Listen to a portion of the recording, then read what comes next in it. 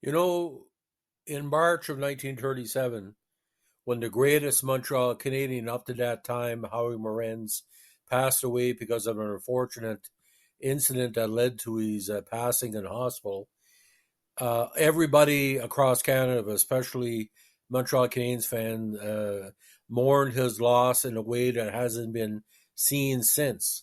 So today we're going to be talking about his passing with two excerpts from Brian McFarlane's original sixth book, The Habs, a very good chronicle. You could probably find it in used bookstores or through maybe an Amazon or eBay affiliate. Now, just to recap for people who don't know who Howie Morenz is, he's considered the greatest player up until the late 1930s in NHL history.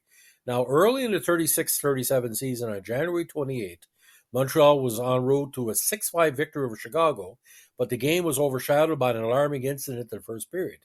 Morenz had darted after a puck and was body checked by Earl Siebert. The former skate blade caught in a crack in the boards, and with his skate embedded there, Morenz's leg twisted around and snapped with a crack that could be heard throughout the arena. He went down, writhing in pain. In an instant, his season was over, and almost surely his career as well. Now, Siebert, the 6'3" Blackhawk defenseman, a gentle giant who had become a Hall of Famer, shouldered the blame for the Morenz tragedy. "I was the guy who killed him," he said. "I didn't mean to hurt him, but I gave him the body check. I pinned him to the boards when his skate got caught, and he fell. I was stunned when I heard he'd died. I simply couldn't believe it. He was the greatest all-around player in the game." Siebert was absolved of all blame, but did not receive a penalty on the play. It was a good check. So highly regarded was Morenz that a rival coach once ordered his players not to hit him during a game. In New York one night, Morenz skated out to face the Rangers. New York coach, Hall of Famer Lester Patrick, admonished his players, "Don't hit him tonight. The little guy is nursing a leg so sore he shouldn't be playing. He only dressed because he knows that New York fans are anxious to see him perform. So get in his way, but go easy on him." Now, for 14 years, Morenz was the most dynamic figure in the game. He scored 270 career goals, and with Auriel Joliette and Johnny Gagnon as his wingmates, he soared to unparalleled hockey heights for the Habs.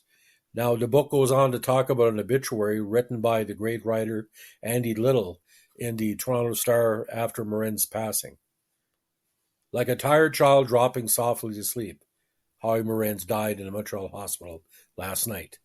Morenz, the flashy meteor of the ice lanes, the little man who proved that they do come back from valley of regret and disillusion, ate a light supper, smiled at his nurse, and then turned his head wearily on the pillow as though to fall asleep.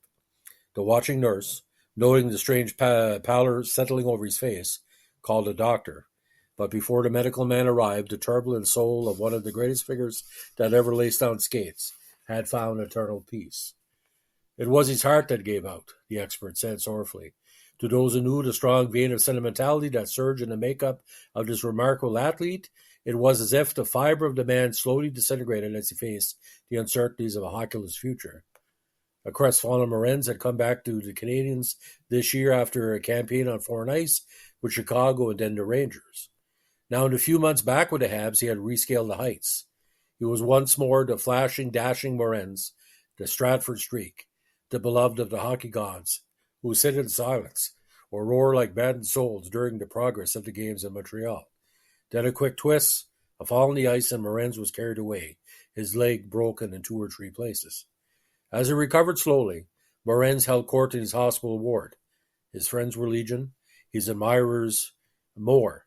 They called to see him, to talk, to commiserate, and to secure his autograph. Howie again broke under the strain and the excitement of this renewed adoration. Last weekend, the doctors belatedly clamped on the lid. No more visitors, no more chats. He was, the expert said, on the verge of a complete nervous breakdown. The strain was too great. And then, a few days later, as his friends looked confidently forward to his recovery, with the unexpectedness of a bolt of lightning from a cloudless sky, the weary, exhausted figure heaved a tired sigh and turned his face to the wall.